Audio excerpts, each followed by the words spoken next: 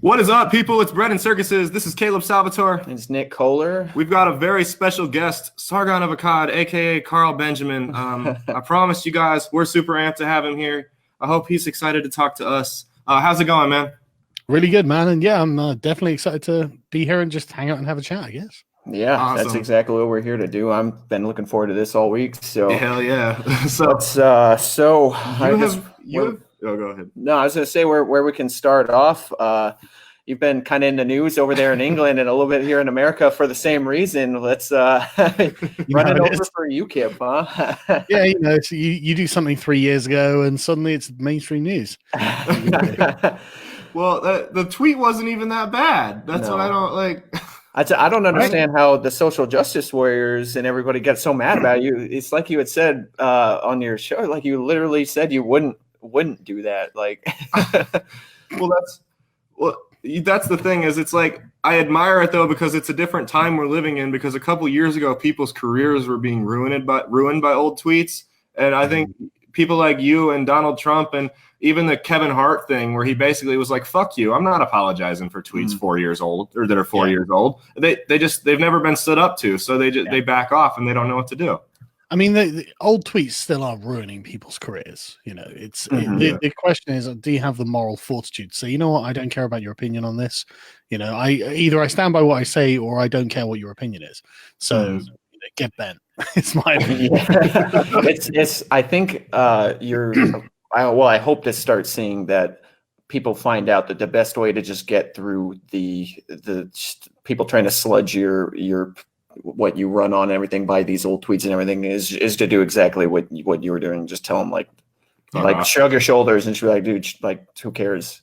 Because that's how I think the most people are like when it comes to that kind of stuff. I think it's worth remembering that all of politics is people putting on a front and pretending that they are a certain kind of person when as soon as they're away from the cameras, they are just a completely different person entirely. Like all of the journalists that were in that press conference, I spoke to a bunch of them afterwards. Only one of them was actually wound up about this. The rest of them just didn't care. They just didn't care. And yet they kept asking about the same damn thing. So look, I know you don't care. You spoke to me afterwards. You were really nice. They were all really nice to me. And it was just like, wow, you'd think that I was some public enemy number one to the journalists, but actually it's just not their problem. What they're doing is for clicks. They're just outrage merchants. Yeah, do you think that's a problem with the medium as it is? Because I mean, like websites, these news, shows and stuff on mainstream media, like magazines, tabloids, all that stuff. It's different than kind of what we make here, where we're face to face. People know us by person, and for them, they don't have a face to the article unless you actually like Google their name. Like you're just kind of reading. So you don't get a good feel for them. Yeah, I mean, one thing in America that is very different over here is that your judges are named. People name your judges. Your judges have public personas, effectively. Over here, we try to we like to think we have a particularly objective institution in the law, and so we don't tend to name the judges and make them the public face of what's happened. And so you've got to dig into it a bit to find out who the hell this judge was. Like the judge in Count Dankula's case, I just went through some of his previous convictions, the previous cases. He once convicted a homeless man under the firearms offense for owning a plastic toy gun. Wow. Oh my God. I'm not making this up. I am deadly serious. It was a bright orange toy gun, obviously not real. And he was just, it was part of a bit to try and get people to donate money to him. He was like, donate some money to me or I'll shoot you. And with a plastic toy gun. Obviously, he's not going to shoot anyone with it. And yet this was reported as being offensive or something. And he was done under the Firearms Act by the same judge that convicted Dankula. It's like, well, there we go. It's that judge that's the problem. It's not the fact that you don't have to arrest someone for a joke, and you don't have to prosecute them for a joke. But the system did anyway because the people inside it wanted to do it. They had the flexibility not to do it, but they do it anyway. It sets a really dangerous precedence with that kind of stuff too, because you can see like a lot of the for when it came to American politics, people using like stuff like that against them in later instances where like Obama had passed all these presidential executive orders, and then Trump came in and just did the same thing, and everybody was riled up about it. It's like people don't realize like politics aren't going to be the same 10 years from now as they are. And if you do that kind of stuff, it's set in stone. People can use that against you. So it also works for the media as well, because then they can say Dankula convicted of a hate crime, convicted hate crime criminal, Nazi punk man, and it's like, yeah, oh, come exactly. on. You are making him sound like something he is obviously not. Right. But yeah, the press conference itself was really funny, but I won't need to do anything like that again. I've put a shot across their bow effectively. It felt like a battle, to be honest. And afterwards, I was on the stage, and all of the members of UKIP who were on the stage and just came up and shook my hand and were like, "That was wonderful, thank you." Yeah, I thought it was the media never give us any fair coverage, and I think what it is, right, and I think the reason they hate me particularly for that tweet is because that tweet is a rejection of a sort of moral agreement that they all have, and because the media people don't really think about this, but the Fourth Estate set the moral tenor of a nation. They're the ones who, by the stories they print and the way that they write them, and they do this knowingly, they deliberately include things or exclude things that will change the tone of the piece. And in doing so, they're trying to establish a kind of, I can only describe it as a moral order. This is how we think this country should be. We think this is the best way forward. And then when you've got particularly progressive people, it starts, the sort of scope of what's included in this contracts until now they're finding themselves with an awful lot of people on the outside of that moral order being excluded from politics, because the reason they do this is it's a gatekeeping mechanism. It's who is going to be allowed into the club, and I am not asking for permission to come into the club. And that's why in this press conference they asked me 5 times, do you denounce this tweet? Do you denounce this tweet? Do you denounce this tweet? No, I don't denounce this tweet. And I don't need to apologize to you. And I don't need your permission to do what I'm doing. And they can't stand it, because effectively what I'm representing is a paradigm shift, a completely different way of doing things. And they don't have any control over it. And so they're freaking out. They're absolutely freaking out. Yeah. And you could see it in the triggered journalist's face. I was just like, tell me what I stand for. And I had him angrily berating me, saying, you stand for free markets, liberalism, free speech, open dialogue. And I'm just like, yes, yeah, I do. Absolutely. He's angrily saying this to me. It's like, so it's just like, so what are you so angry about? And it's because I simply won't give him the sort of permission that he's asking for to browbeat me through a moral lens. I don't agree with him that words are harm. That's fundamentally it. I don't agree that words are harm. I'm one of those people who measures time by deeds. I think that actions are what really counts. You can say anything you want. Anyone can say anything you want, anything they want. But when it comes time to act, that's what really is the strength of your character. That's why it's put your money where your mouth is. That is your hard labor. That's the sweat of your brow. Now show me what you do with it. I'm going to do this, I'm going to do that, but nothing happens. Then you're worth nothing. If your word is not backed up by action, then you're worth nothing. And that's the difference in the sort of moral order that I'm coming from compared to the one that they're trying to enforce. Because these people, and I'm sorry to go on about this, but this is something I've had in my chest for a while, and I've never really put forward articulate like in this way. But these people live in a world of words. That's all they do. Every day, all they do is talk to one another. Then some tap, tap, tap, tap, tap, they'll type it up, and then they'll print it or post it or publish it, whatever it is.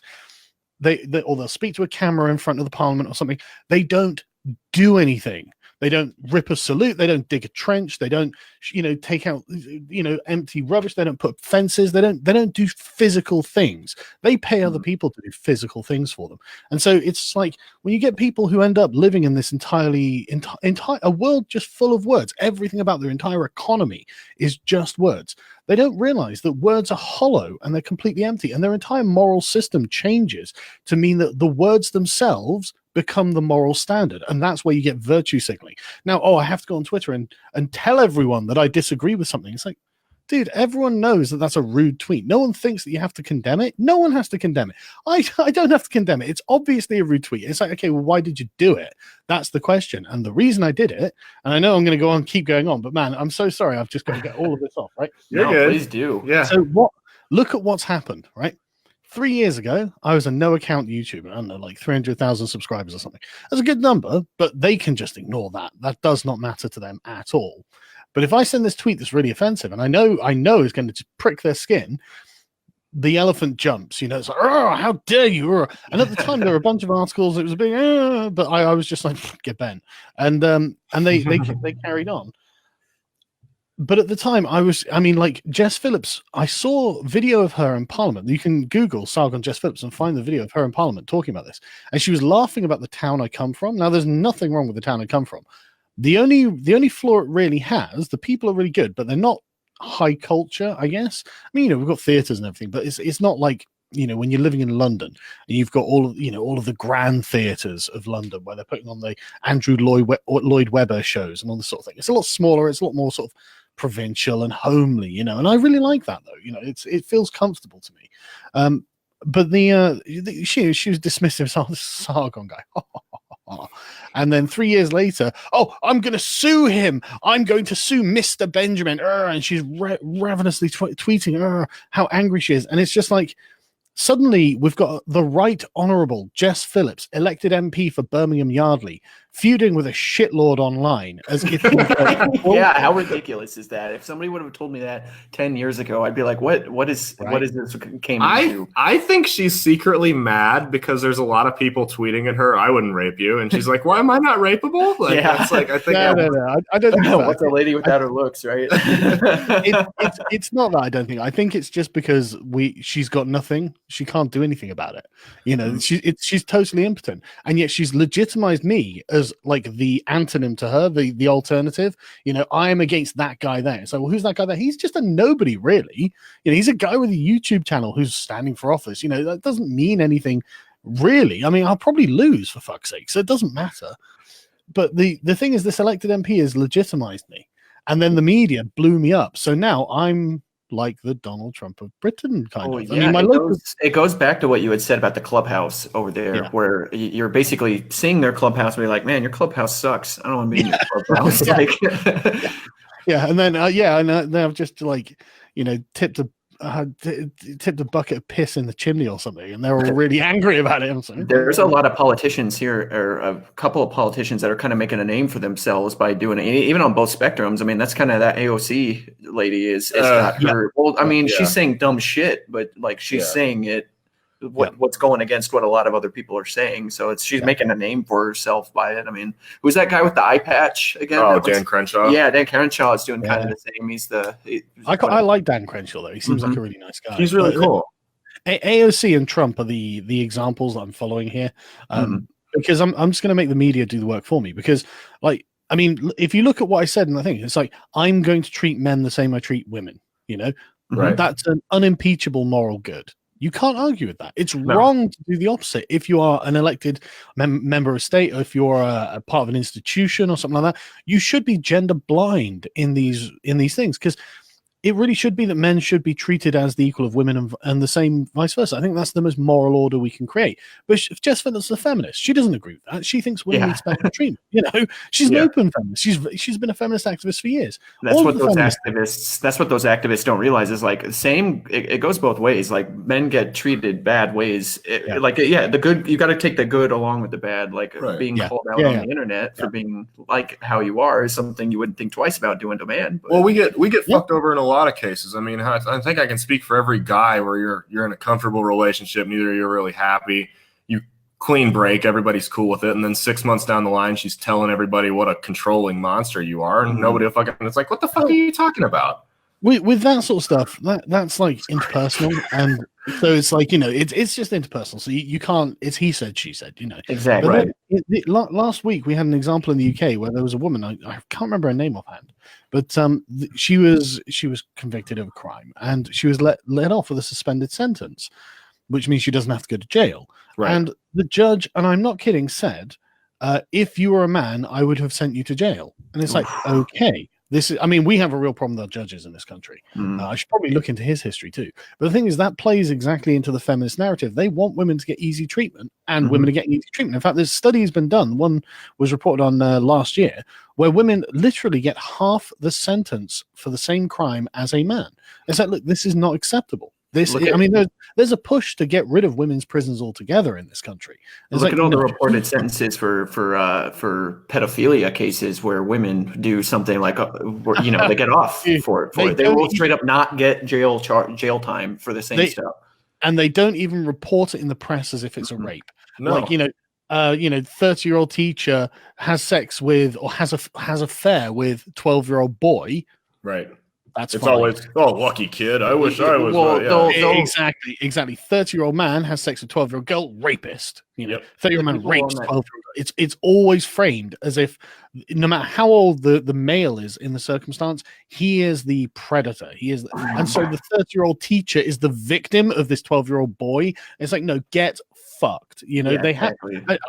I absolutely hate these double standards, and that was the thing. And at this press conference, I get to say, no, I'm being a dick to Jess Phillips in the same way that I would be a dick to a man about this subject, and I'm not going to apologize for that. And now that's in all the papers because they've got to write what I wrote. They've got to print what I said, and so this is effectively how I'm going to get the word out. I don't think I need to do something like that press conference again because the guy, you might get a reputation as being the guy that does that. But especially when I think I'm a fairly decent conversationalist, and I don't tend to get very angry. But that was a fairly unique circumstance because the journos were absolutely surrounded by UKIP supporters and members, and they didn't realize that once I started blowing them out, everyone was going to start cheering, and you could see it in their faces. They were like, "Oh God, what is happening here?" And when they were standing up, I looked at I can't remember what was the name of the website. A business review website, just a neutral business or any business. I just went on there and looked at BBC, 88% 1 star. Looked at ITV, it's 59% 1 star. Channel 4, 72% 1 star. And so when the journalist said, "I'm so and so from the BBC," I'd be like, "Right, 88% 1 star. Go ahead." And you could see that. Well, what are you doing? It's like I'm saying that your opinion is fucking worthless. Your question is worthless, and your reporting is worthless. At least according to the public. You might have a really high opinion of it, but the majority of people do not. Were there any people in the UKIP thing at all that were kind of flambasting you at all for not apologizing for any of that kind of stuff from yesterday? Yeah, there have been a few, but Gerard handled them quite well by saying, "Well, let them. They're free to complain." And I'm sorry to any UKIP members who didn't see any of this coming. To be honest with you, I didn't really see it coming. But remember that they are the ones dredging up this tweet and putting it out there. I'm not putting this tweet out there. I don't even have that account anymore. And this has already been in the news and been and gone. As far as I'm concerned, this was something water under the bridge 3 years ago. And it's the media putting this everywhere. And the thing is, you can tell they're not offended by it, and they don't really care about it. They think it's just going to be a political attack because they literally are saying the exact words over and over and over again. So, well, hang on a second. If this is actually so offensive to women, then are you sure you shouldn't have some sort of euphemism for it, like the N-word?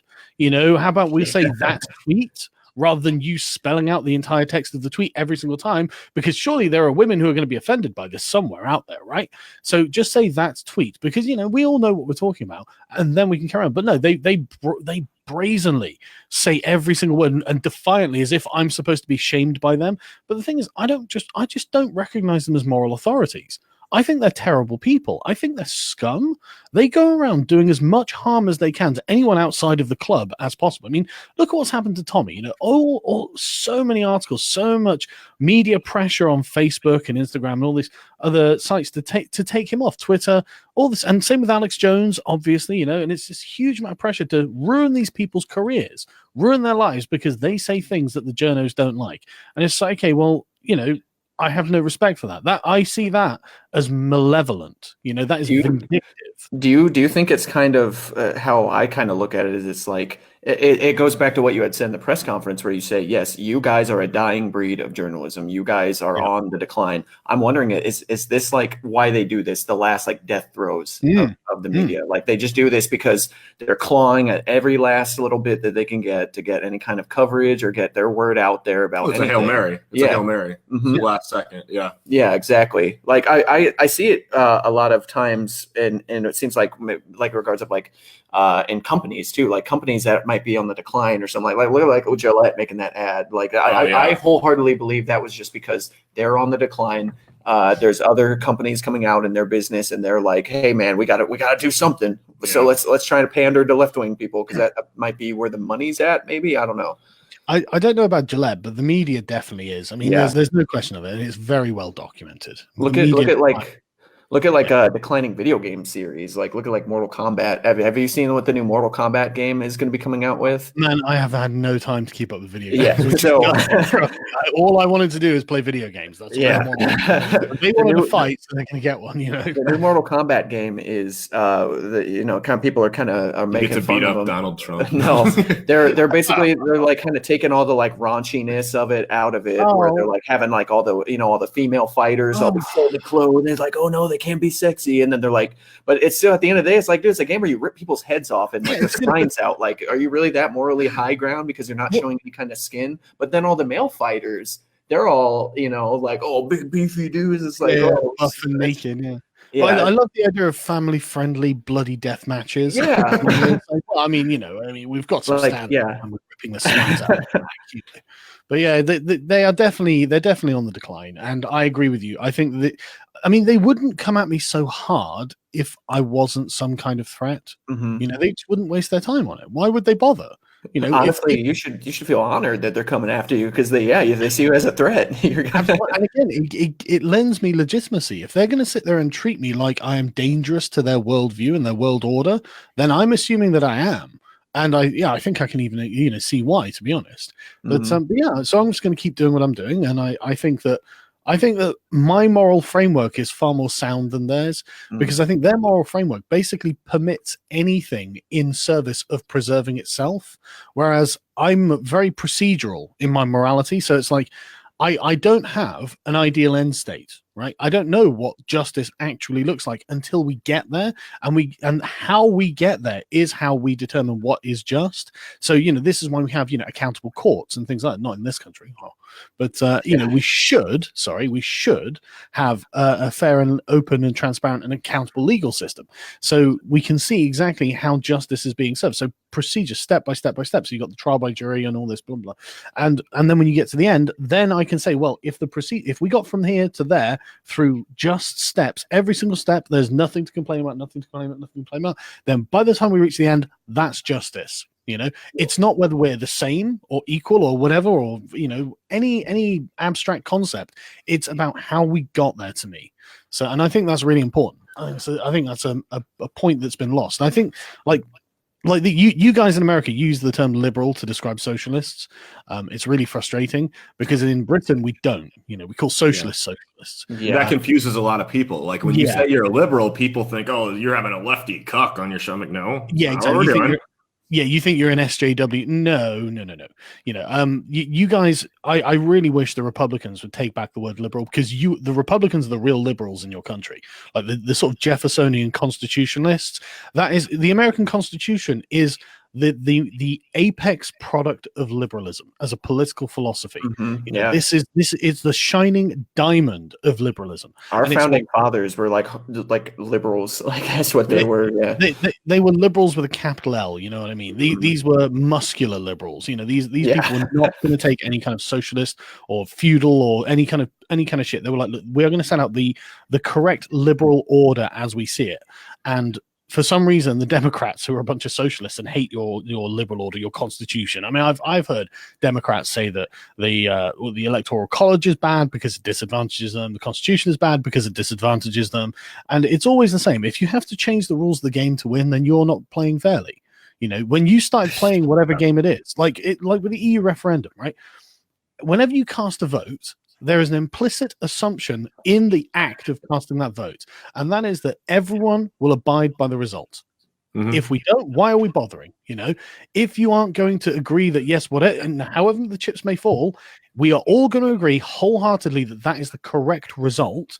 And if we can't, then there's no point us voting at all. And so when our parliament is currently, considering, well, should we have a second referendum on Brexit? Well, that'll negate the first, won't it? Yeah, you don't even need to. The people already said they don't want to be a part of the EU. They've already stated it. And what it seems to me that Parliament is doing over there is they're trying their darndest to just make it as long as they possibly can. They know that they're not going to be able to do it. They're just trying to make it last in the EU. It's not that it can't be done. It's not that it can't be done, right? And let me explain. I mean, literally, it's the simplest thing in the world to see, right? So each the UK has something like 600 constituencies, and they broken up into relatively population even blocks. So a big city will have like 4 or 5, and or a small town might just be one itself. So it's relatively even, and to make it relatively fair. And each constituency has a representative member of parliament, and the party that you see, we don't vote for presidents in this country. So the party that gets the most, you have to get over a certain percentage to get a majority. I can't remember what it is, like I don't know, 55% or something. I can't remember what I was offhand, but whichever party can actually form a majority government then gets to take control of the country and then administer it as it should, which is a perfectly fair way of doing things. But the problem is that the Brexit referendum has revealed that the parliamentarians, the elected MPs, do not actually represent their constituencies, at least in this regard. Because in England and Wales, no, in fact, in the whole of the country, in fact, 2/3 of the constituencies voted to leave, whereas 3/4 of the MPs themselves voted to remain. Now, that puts us in a real crisis, because you would think, okay, if I'm a representative of a certain area, and that area voted, and these are very, very decisive votes in some cases. Like some areas were like 70% leave, massive landslides for leave. If I was in those constituencies and I was in that position, I'd be like, okay, I've got 2 choices.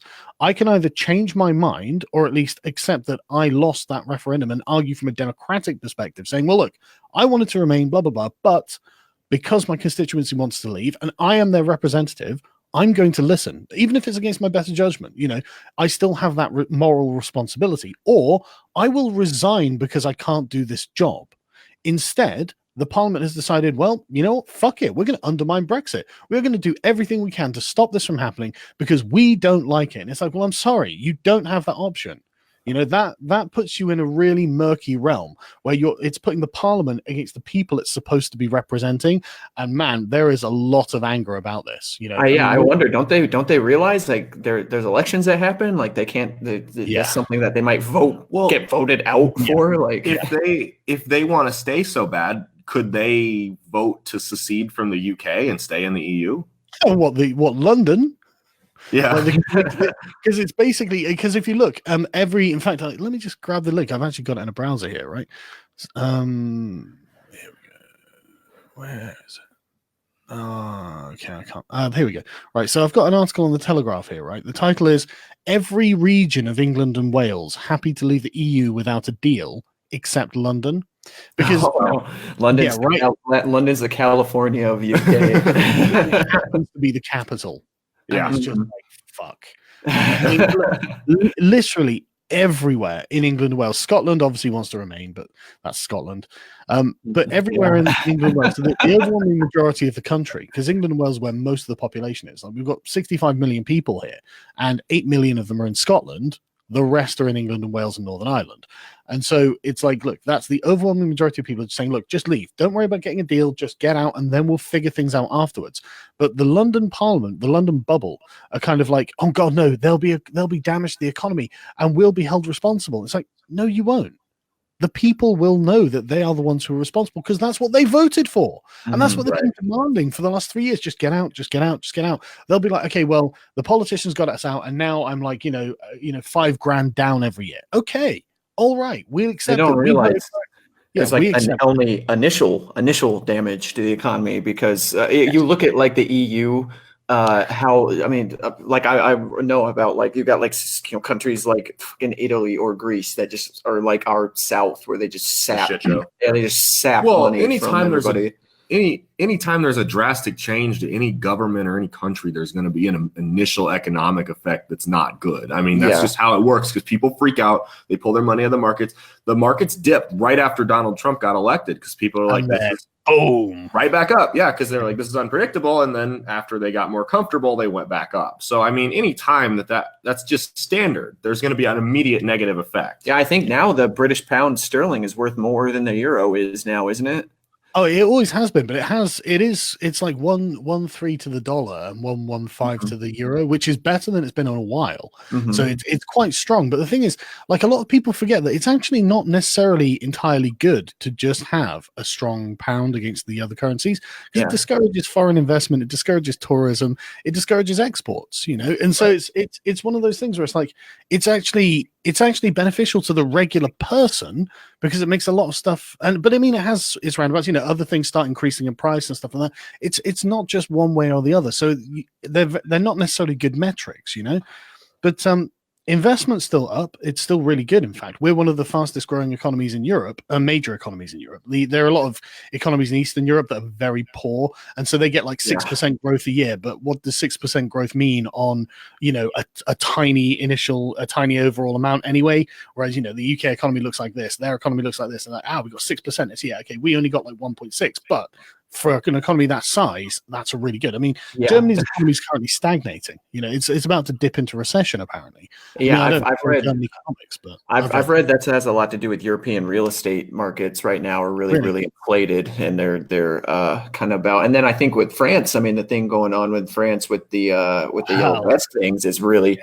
Is really starting to hurt their economy. From what is I know it's across the pond or across the channel over there, but like it's really hard in America to find news coverage on the Yellow Vest stuff going on right now. Is it easier to find it over there in Europe or in England or? Nope, absolutely none. No, never gets mentioned. Never gets mentioned. It's only when someone gets an eye shot out or something, you'll get one BBC article, because they feel obliged to, But every weekend, it's been like, I don't know, 23 weekends in a row now that every weekend people from the countryside go into Paris and start rioting or protesting, turning over cars, breaking the things, and it's turning the government openly tyrannical. Macron's banning them from the Champs-Élysées, which is the main area in Paris where protests normally happen.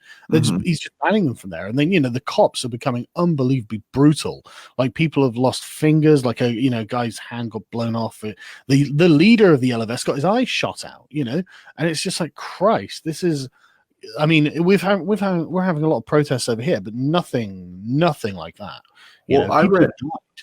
I read an article that said just a couple weeks ago they authorized them to use live ammunition on the Yellow Vest protesters. Really? I did not know that. That was and it may have been fake news because that article disappeared. Like, I'm gonna guess it's fake news. It was one of your papers, so in England. But the thing, I mean, Macron's approval rating has always been, recently it's been very, very low. I mean, Trump's approval rating at like 45%, and it's been a consistent 45% for a long time.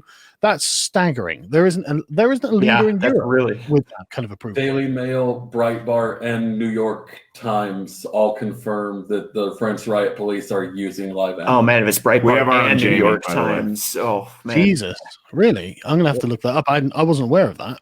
Yeah, I wonder if it gets hidden on purpose, because it's like, dude, that's literally like beginning Civil War kind of stuff. Yeah. I mean, that's a humanitarian crisis if they're shooting their own people. Yeah. I mean, the thing that is the most revealing are the viral videos that come out of the Yellow Vest protest. You've got to find it on Twitter or Facebook or whatever.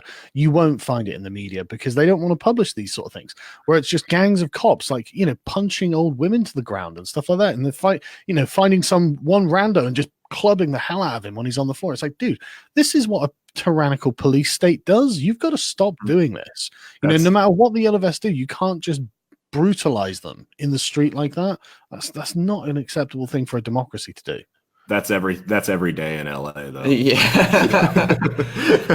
Yeah. But, I mean, France, it's not like France doesn't have like a history of attempting to overthrow their exactly.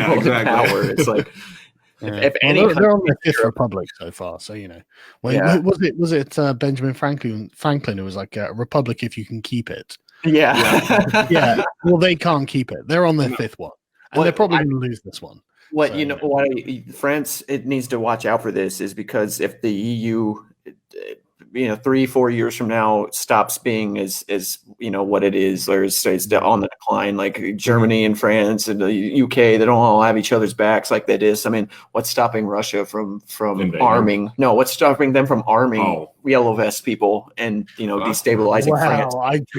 I dread to think. I mean, hopefully China. I don't even know, and I don't even want to contemplate the consequences Yeah. of that.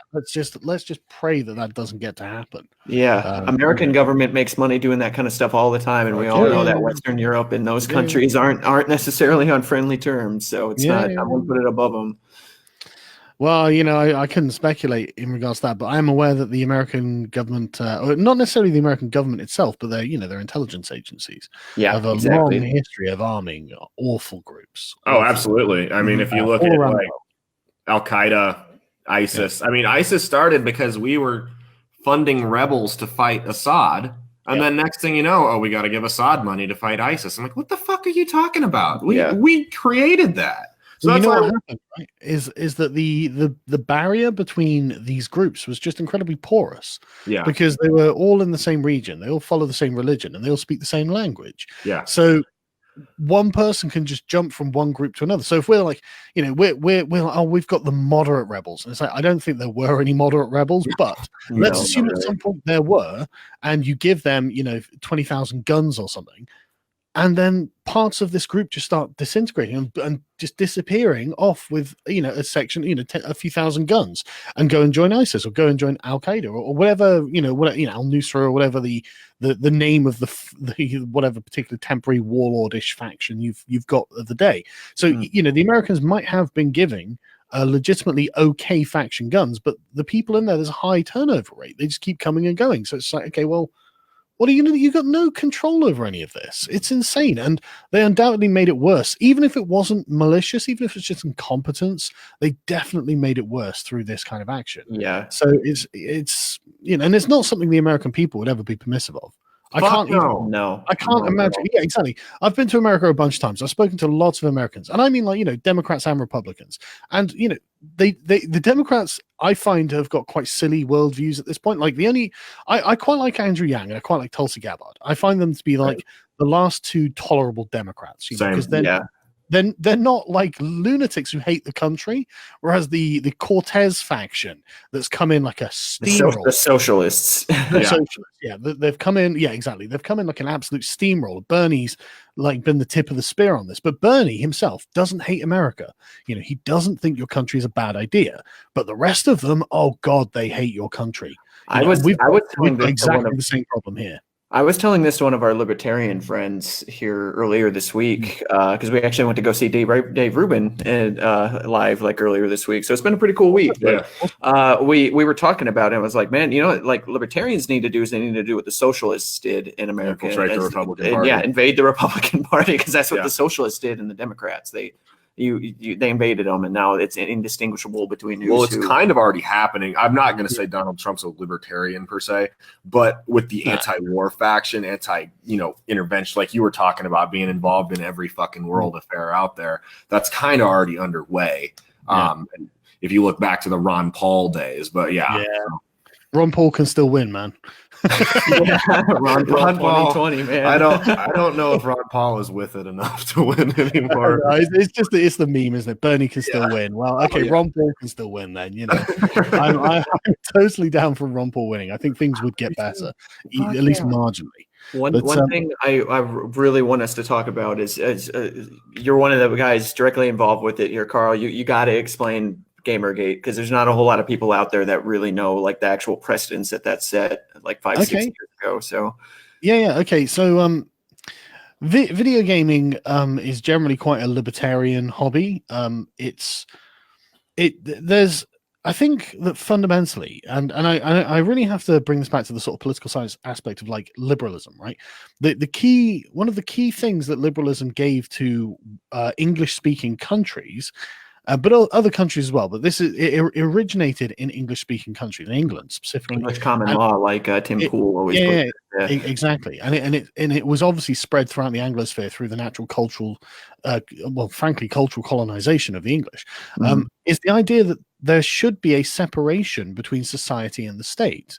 The state should not have access to every single facet of your life. It should not control everything you do, and that's why liberalism is the diametric opposite of fascism. The fascists are openly totalitarian.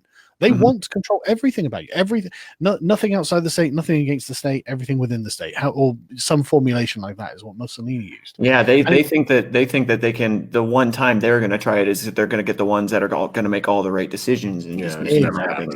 Same with the socialists. I mean, fascists are effectively honest socialists, because the socialists say, well, what we want. I mean, Marx's plan was right: revolutionary overthrow, install the dictatorship of the proletariat, and then eventually, over time, for reasons unknown, those people will end up giving up their power, and the state will wither away and become unnecessary. Total opposite of what happened, right? So the fascists were effectively like, look, socialism is dead doctrine. All the fascist leaders were all socialists for Mussolini was a socialist for like 10 years before he became a fascist. He edited socialist newspapers. He was a socialist activist. He was advocating violence. And all the socialists, he had a split with them because of the violence issue. But of every other thing, he was just like completely orthodox in his socialist beliefs. And so the fascists effectively, and he says this in the Doctrine of Fascism, he just says, socialism is a dead doctrine, liberalism is evil, we need to have fascism, which is totalitarian control of all of society. There can be no distinction between society and the state. And it's just, and everyone else in the world, apart from, even the socialists, but that was because there was a heretical religion, effectively. But anyone who could even vaguely be considered to be any kind of liberal, so like conservatives, Republicans, libertarians, all of these sort of branches of liberalism, were all just like, oh God, no. That is the worst thing, because this is the core thing. It's like, I don't think the government should be able to tell me everything about my life. And this is the attitude that spawned Gamergate. Gamergate was a very sort of, honestly, it was a left-leaning libertarian movement. There was overlap with the sort of center right. We actually did a sort of mass political compass test to see how the thousands of people involved with this actually felt about it. And if you looked at the chart, it was very sort of like, if you look, a political compass, it was very skewed to the sort of left libertarian. I suppose on your it's the other way. But with there was a chunk of like center right people, and then you got the odd dot on random but the conglomeration of it was all sort of like just libertarian, really goddamn libertarian. And it was basically people like essentially saying, look, we're not going to be told what to do by a bunch of jumped up games journalists. We're not going to be told that we're bad people because we're straight white males. I mean, most of us probably were, but a lot of us weren't. A lot of people, because gaming isn't exactly just a white male hobby. It's a brown male hobby. It's a white woman hobby. It's a brown male hobby. There are loads.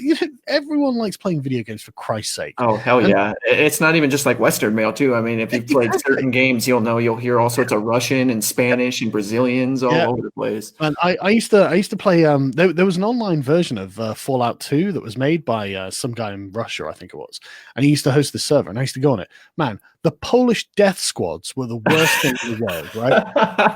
You're wandering around the wastelands. You've got like leather armor, you've got a handgun, and you're there scrapping and shooting raiders and stuff. And then you'd be in like an instance, a server, and a battle, and then suddenly like 5 Polish people in power armor with miniguns would just pop in, and you'd be like, "You want a turn timer?" You'd be like, "Oh, fuck's sake!" It was kind of like that in that old DayZ game that was like an Arma 2 mod. There was all these Brazilians that would run in there and like these like gangs, and they just run around like, "Oh, no, give me your guns," and like in poor English, and you're like, "Fuck, man, all these Brazilians are taking over the place." Like, yeah. But that's the thing, isn't it? It's international, and it gets us on the internet. Everyone gets to experience it, But the point is, like these people were being moral authoritarians. They were telling everyone who could and couldn't speak, who got to be in a space, who got to sit down and shut up because of their race and gender and their sexuality, and people had just had enough. And the thing is, it wouldn't be so bad if it was just that. If in every other respect they were doing a good job and being honest about things, then fine. These people are fucking assholes, but at least they're not corrupt. But I mean, and it sounds silly to complain about corruption in gaming journalism, because it is silly. And it had always been there. Normally it was companies giving like journalists computers, and slush like that, So it's like, here you go, here's a computer, play our game on it, and then give us a good review so we get a lot of sales. But I mean, that's not the end of the world, because if you're a video gamer, you're like, right, okay, yeah, I know the companies are paying them to review the game. You can see when you go to the website, you see the adverts for the game all around the review of the game, so you know that they're getting money. But at least the people in it were, and again, it comes down to the sort of same aspect. At least they liked video games. At least they were saying, hey, look, I know you like video games. I like video games too. these people make video games, and we've got an economy that makes this happen. So we can all, so we can at least talk about the thing that we want to talk about. Instead, it was a bunch of SJW activists who had spent their time working their way into the media, and they ended up taking it over. And then suddenly it's like, there are too many straight white men in our video games. It's like, They were like these journalists that would like criticize that like a character like Samus in Nintendo, right? Isn't that a woman? From Metroid was like, oh, she's too skinny or something like that. Yeah. We need to have fat Samus. I want to break it down to you. I'm pretty sure she's like fighting aliens in that game. A fat chick's probably not going to last too long. Yeah, that's really sizist. You would hear these articles, and these articles would get shared, and they'd get around about like toxic male masculinity on Call of Duty or something like that, or just stuff like this. So like the World War II. Oh, I remember that they wanted like women fighting in World War II. Like, did it happen? That's revisionist. It did happen, but not as much as you'd think. Like there were like partisans and stuff that were women. There was like Russian snipers that were women, but it's not like you had like entire like units, units made of women out there on front lines. Yeah, the Allies didn't send divisions of women to Normandy. They did not do that. They had like nurses. Because and that's the thing too, is like, I mean, that stuff really happened, but they make up stuff. They do, because there is cool shit like the Tuskegee Airmen that were all black. Like that was a real thing, and you don't fucking talk about that. You'd rather make shit up. Or that one Russian sniper that was a woman that had like 80 confirmed kills or something like that on the Eastern Front. Yeah. There were actually loads of Russian snipers who were women, because I mean, being a sniper, obviously not in the thick of combat, and so it doesn't, it's not so much of a physical demand. And a lot of these women, it was either do this or get killed and raped. So you would rather at least go and do something. So, but that's out of desperation, because the Russians lost millions of men. Yeah, millions of them to the German. You can go into these Eastern European towns. So there's like YouTubers that do it. They'll go into these Eastern European towns and they find the Soviet war memorials from World War II, and you'll see like entire families just being wiped out from being drafted to fight the Germans. Christ. Yeah. Oh yeah, and Dan Carlin did Ghosts of the Ostfront, a really long podcast, but eminently worth your time, right? And he's gone through the diaries and letters of German soldiers on the Eastern Front invading Russia, and how they describe how they just mowed down just wave after wave after wave of Russians. The Russians just walking towards them stolidly in lines, and the Germans there with automatic weapons just waxing the lot of them. And they'd open fire, and then like one or two would still be standing, and it's like, Jesus, this is such a horrific waste of human life. And it's and so they're like, oh well, we need female representation. It's like, dude, we want no representation when it comes to war, right? No one should have to go through this. That's a bad thing. You're seeing it. You're seeing it a lot right now with like the really, really large game companies too. So this kind of stuff is still going on. Like EA, Activision, like they're making like say EA's new Battlefield game. A Battlefield is a series that is really like, dude, like they could almost do no wrong with this game series, but the game is like almost dead, like how it is. It's not a major player at all. There's hardly anybody that plays it, and their stock like dropped like almost like 40% in value because they were injecting these social justice warrior things into this video game. Like, it was. It kills sales, but it's all ideological. But the point is, Gamergate was a reaction to this, and because these people, and again, it all comes down to, are you morally right because of your actions, or are you morally right because of your beliefs? And these people think that they're morally right because of their beliefs, because this is the socialist worldview, and therefore their actions don't really matter if it's in service of the greater good. And so these people, they weren't, Pol Pot or something, but they were very corrupt. They were, they'd give their friends, and you're meant to be journalists, so they'd be giving all their friends all these perks, and all, they'd give their friends favorable reviews to help their sales and stuff like this. And so it just became this really incestuous and very small community of radically left video game journalists who were just taking advantage of their status in the gaming industry. And people, you got to remember, this was happening too. Like, this was happening like 2010, 11, 12, 13. This was before it was a major deal in like the culture war going on. Yeah. Happened for years, and all the while they were shitting on the gamers themselves, saying, well, you know what, you're just straight white males, shut up.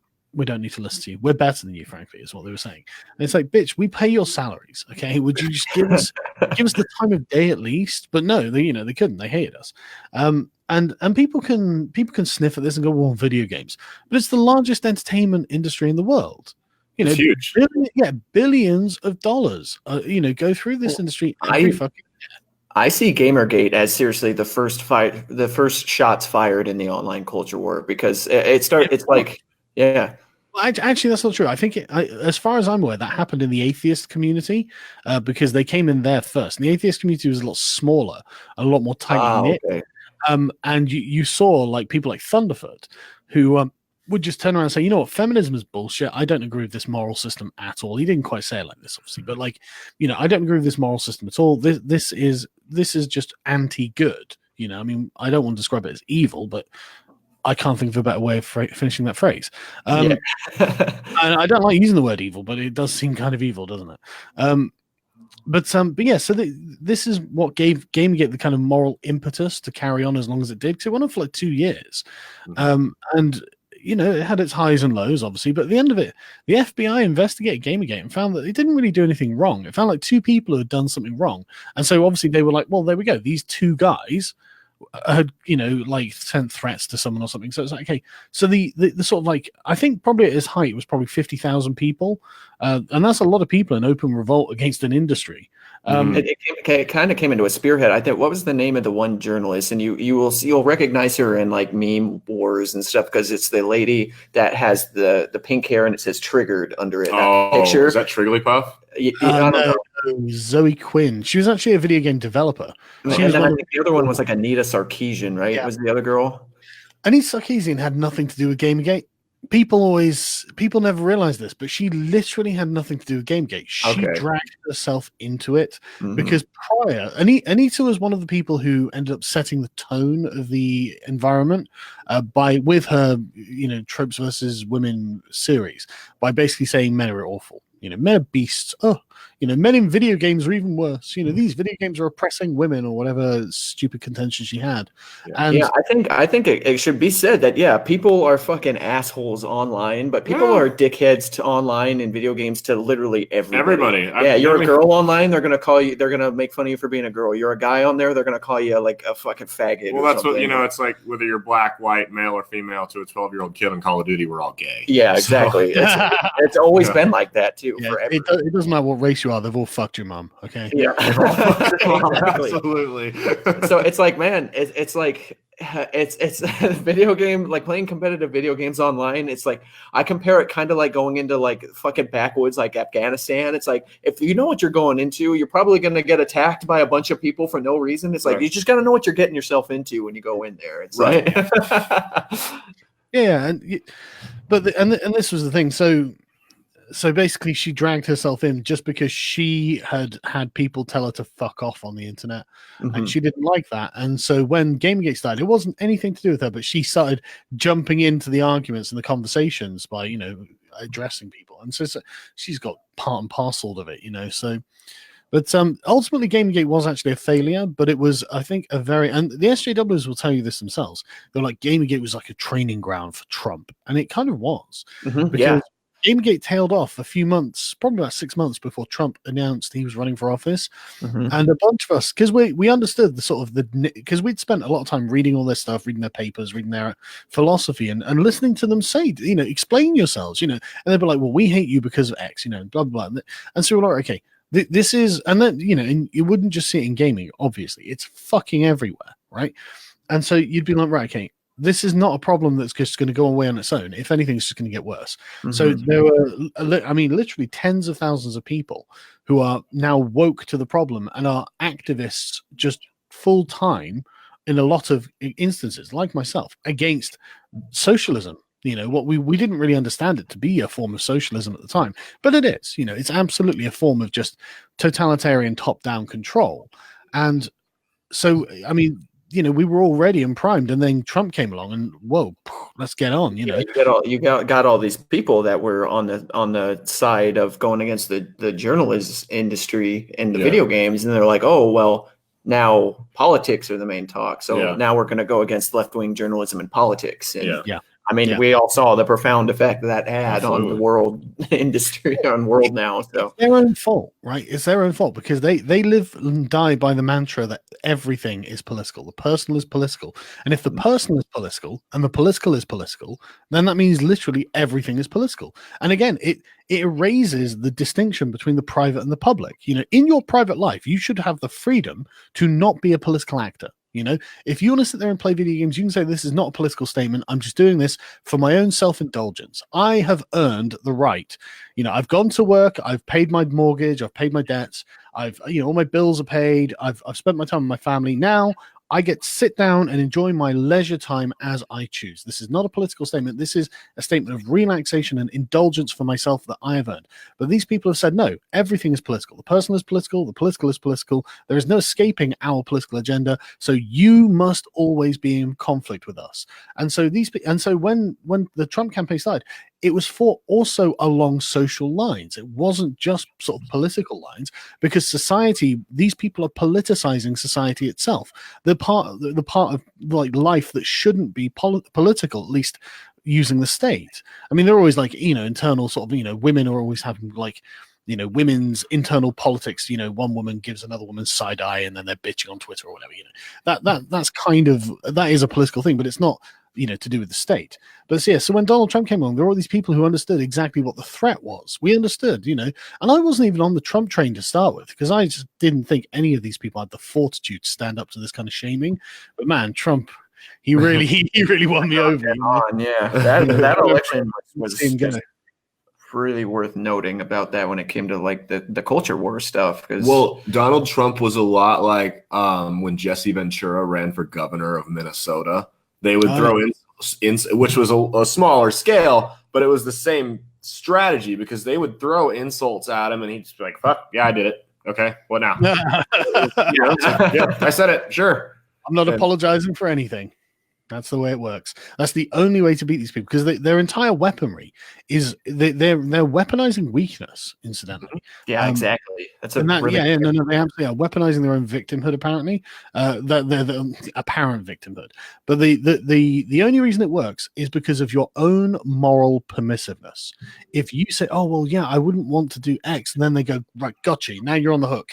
Now they're just going to reel you in exactly as they want. The trick is not to take the bait, and you have to just say, "No, I'm not going to apologize. I don't recognize you as a moral authority. I've decided I'm okay with that, and therefore you're shaming of me for that. I'm just not gonna. There's going to be no interface with this, and that's why they hate me so much. That's why I trigger them with like one tweet, because what I'm saying, literally the entire seriously, I cannot honestly believe how fucking triggered they got over this 3-year-old tweet, because it was the entire London political class. Like, I was watching MPs come out and condemn me for this tweet. I was watching media figures. I'm watching. They get their good boy points with culture. They go out and be like, "Oh yeah, you're doing this." Well, that's a lot. They label a name as poison, and I'm just as guilty as falling for it as anybody. I mean, a couple months ago, I was telling people, I'm like, everyone gets to talk. Alex Jones, anti-vaxxers, and even guys like Milo, Sargon, and they're like, well, what's wrong with Sargon? And I'm like, honestly, I don't really know. He never really said anything that pissed me off. Yeah. And it was like, the more I looked into it, I'm like, yeah, it was kind of fucking stupid for me to say that. Like, he didn't. People take stuff out of context and then they just hear a name and that's been made poison by the media, and it's just fucking retarded. I think Dave Rubin had said when he came here to Omaha that one of the people that was there had told him, hey, like they warned everybody on campus at our university that Dave Rubin was going to be there, and then they were like, hey, can you say anything that Dave Rubin has said that's like hate speech or anything like that? And they're like, you know what, I've actually never seen him. The gay libertarian. Yeah. Like, and not just that. I know Dave personally, and I consider him a friend, and he is literally the world's nicest guy. Yeah. He is genuinely just an absolute darling. He's not like me. I'm a confrontational asshole. He's not like that. He's just really nice. And so but that's the whole thing, isn't it? It's like what they're doing is deliberately, effectively leading people around by the nose, going, hey, look, you don't like this, do you? Come on, boy. And, like in stupid mugs jump at it, go, as if it matters. And it's just like, dude, when someone comes up to you and says, by the way, this person you've never heard of is a bad person, you are being manipulated. You know, Yep. they are manipulating you for their own gain. You don't need to know that someone you don't know is a bad person. There are loads of people you don't know who are bad people. Why this guy? Why the thing that thing they said? Is that literally the only thing they've done with their lives? Of course it's fucking not. You know, you just are being easily led because the media realize that they can get away with this. You know, it's like outrage, it's polarization, and they can get away with it, and it benefits them. You know, it's all clicks for them. They don't care. And plot writing, right? There's like 3 kinds of ways that you can kind of explain a character, and it's pertinent to this because like the strongest way is like a character's actions, the second one is a character's words, and then the third way is what characters say about that character. Okay. And the third one, that one in regards to this, is always considered the weakest way of explaining a character in story writing. So, and that's a really good point. That that's a really good way of tying it to the concept of narrative as well, because narrative control is incredibly important to these people. I mean, you'll like, you can look for any article on me and you'll see the same like 3 or 4 bullet points. You know, he said this in 2016, he said that in 2018, and literally everyone's like, okay, but like in between those points, I did loads of stuff. Like I've done loads of charity work. I've done loads of just support work for other people. And I've done loads of debates, loads of interesting videos. You know, I've done live shows. You don't get to hear about any of this. You know, you don't get it. Oh no, but we've got a little narrative of a chain of 4 or 5 because they are storytellers. You know, they're postmodernists, and postmodernism is all about language and control of language. This is why the first thing they do is redefine every word they use, right? I mean, you think racism is about intent. You know, you think that guy hates someone else. I know you do, because that's what most normal people think. But they've got a redefinition of the word racism, and you know what it is. It's a prejudice plus power. It's a structural. You know, they say, oh, it's structures of systemic institutional oppressions and things like this. It's like, oh, all right. If that's how you want to define it, then what you're talking about is institutional racism by my lexicon, and I don't agree. My thing with that is, it's like if you want to point out like very specific cases of it happening, I would challenge you to find somebody that wouldn't be like, yeah, that's wrong, let's change that. Right, like, absolutely. Yeah. Right. Well, what I've always is that the system, you know, or is it that one guy? Right. Well, and what I've always said is when you get these far left SJW types, it's horseshoe theory, because they're a lot more like the white supremacists than they think. Because white guy has dreadlocks and they freak out about appropriation, and then at the same time you've got the white supremacists, and they're, oh well, the races should just stick together, blah blah. I'm like, you guys have a lot more in common than you're willing to admit. Oh, it's I mean, it's transparent as well, because I mean, think of the concept of like white privilege, right? White supremacists will say we are better than all of we're better than all other people because we're white, and then the SJWs will say you have privilege over non-white people, and it's like, well, how is that not saying that they're better? Absolutely. How do they have this privilege if they're not somehow better? You know, and I don't believe that we are somehow better just because we're white or something like that. I mean, you know, that would put me in the same category as the French, and there is no way that I'm accepting the French as my. This is, I will never accept whiteness as an identity or white privilege as an idea, right? Well, because I just don't believe it. Right. It's the same thing with the feminists, where they say if a guy's drunk and a girl's drunk and they hook up, that guy raped her. I'm like, because she couldn't consent. I'm like, so you're saying that the guy's brain works better than the girl's? That's exactly. Men are more morally culpable than women. Yeah, but whiteness is way like there's no just white too. I mean, look at all the people sitting in this. Look how much more tan I am than him. He's like, this guy is like Italian and Polish. Like Zach over here is Celtic. Like from my family all came from Germany, from escaping the Nazis. Like you've got English, but like all different cultures. Yeah, and it's just not just white. Like if you want to try to tell me that you being an Englishman is the exact same thing as fucking Ivan Greek. From over in Russia, I'd be like, what the fuck? They're barely in the same race, man. Yeah. Just look at the world leaders. Look at Vladimir Putin. He's got tiny sort of like Asian eyes, you know, but he's got very pale skin. And you know, I don't care that he's got these features, but you can see that he has these features. And then if you go and look at like Salvini in Italy, he's this kind of, you know, rotund, darkish, dark-haired, darker skinned, you know, Italian man. And it's like these are not, you know, how many Spaniards or Greeks have to breed, and how long do they have to breed for until they produce a Norwegian? Yeah, exactly. That's why I'll never use that politically correct term African American, because I know tons. I always just say black, because it's like, dude, there's tons of black people that aren't from fucking Africa. Tons of Hispanic people that aren't from Mexico. Yeah, like one of my best friends when I was in the military was a black dude from Jamaica. Like I was the least African guy ever, man. Like, and I met actual like African people too, and they'll tell you, they're like, oh yeah, people in America that are like have African descent, like I don't even consider us the same people at all. They're completely different. Yeah, it's like go ahead.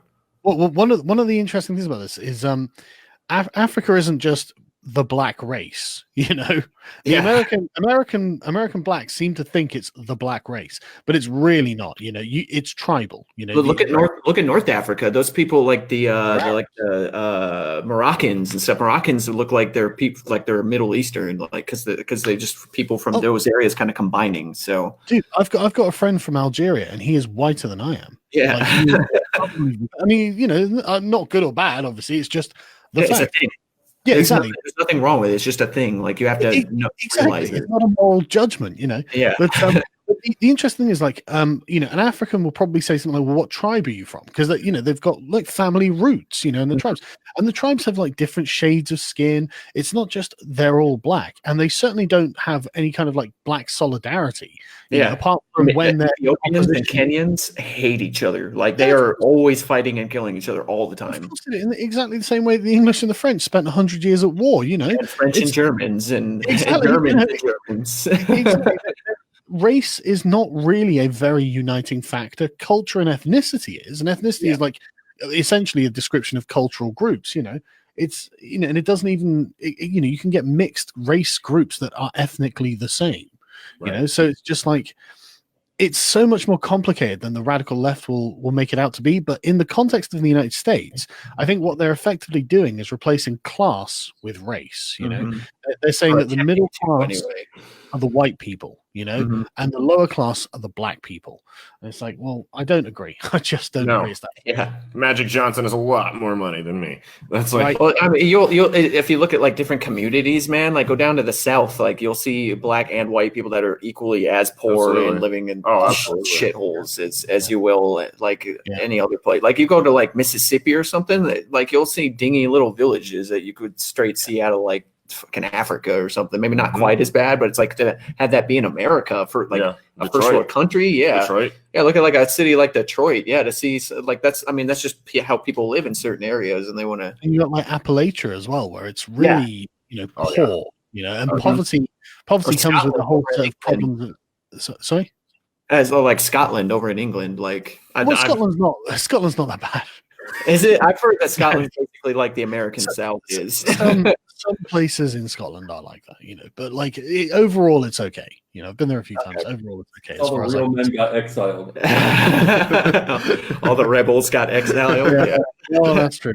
But that's the thing, isn't it? The whole worldview is effectively not true and a wild oversimplification and not representative of the way people actually think. And so, like, I've spent so much time like thinking about like the way they view the world and everything like that. And all I can say is that they are literally no different to people like the Nazis. I'm not saying they want to wipe everyone out or anything, but like the way they look at the board, the world itself, the sort of chess pieces on the board, they don't see people joining political groups of their own free will. And if a black person becomes a Republican, he's an Uncle Tom. He's a race traitor. And I went to Berkeley and I saw there were a bunch of protesters, and most of them were white. There were a couple of black people among these protesters, but they were racial protesters. And then I saw the people mocking them, the sort of, I guess we will just call them Republicans at this point. I don't know that they were, but I guess that's the faction they're essentially representing. Man, they were multicultural. There was the giant Samoan guy called Tiny who fucking hates the SJWs and Antifa. And there's loads of them. And I literally went up to this one guy. I was like, "Excuse me, right? Okay, look, I really have to know, why is the white supremacy so inclusive? Like, if they're the white supremacists, why are there so many non-white people over there?" And he just said, "They're all Uncle Toms," and walked away. You think you get brownie points for sticking up for the minorities the majority of the people that are offended though are white. Like if you do a good stand up and make a funny black joke in a room full of black people, they'll laugh harder than fucking anybody. Yeah. But we had a we brought one of our friends on, a rapper. His name is Dion Cobbs. Yeah. He dropped an M-bomb in our podcast, Hard R. and hard R and everything. And the only person we had message us saying, "Hey, I don't really appreciate that," It's a was white like some person. white chick. Yeah. Only complaint. Yeah. So it's really embarrassing at this point, isn't it? Where it's Mhm. like, listen, you middle class lefty white people, we're just not interested in what you consider to be offensive. You know, I'm just tired of hearing about your offense. I don't know you, and I don't care about your feelings. Fuck your feelings. Leave me alone. Yeah. That's all Right. I care about at this point. Hey, I was wondering. I heard on YouTube that Tim Pool had dropped that you're actually going to be in America this summer, right? You're going to be in Philadelphia. Really? Yes. Yeah. I'll Have you also ever been be. to Philadelphia before, by the way? No, I haven't. I'm going to the International Conference on Men's Issues and Tim Pool's event, and I think I've got another thing as well. I can't remember off the top of my head, but yeah, I'll be on the East Coast, I think.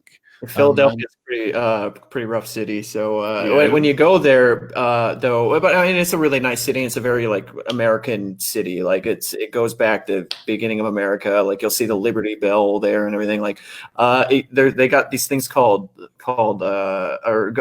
the Philly cheesesteaks. You know, I've had it's called Steve's when you're there. Don't listen to anybody else, man. They're gonna tell you to go to some other place. Just go to Steve's. The best Philly cheesesteak I ever had was in Denver. Though, so I'm gonna... Dude, people from Philadelphia, they get so butthurt when you like say like, "Oh man, I had a Philly cheesesteak from Subway." They're like, "That's not a Philly cheesesteak, dude." So yeah, go to a place called Steve's. Like you're gonna be there anyway. It's there's one in downtown. So I'll look for it. I'll look for it. yeah. Right.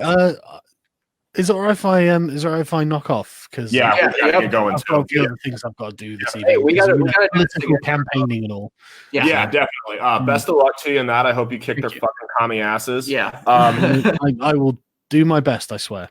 We'll send you the link to this once it's uploaded and everything for YouTube and podcast if you wouldn't mind sharing it for us. Yeah, no problem. No problem. Absolutely. Thank you so much for coming on again. Yeah, for real, 100%. Anytime, guys. It's been a really fun chat. Sorry, I was waffling quite a lot, but there's a lot I had to lay out. We do I the learned same a lot thing, of shit, man. Yeah. Thank Yeah. you for coming on. Yeah. Anytime. Yeah. Take care of yourselves, guys. Have a good night, man. Thank you. Cheers.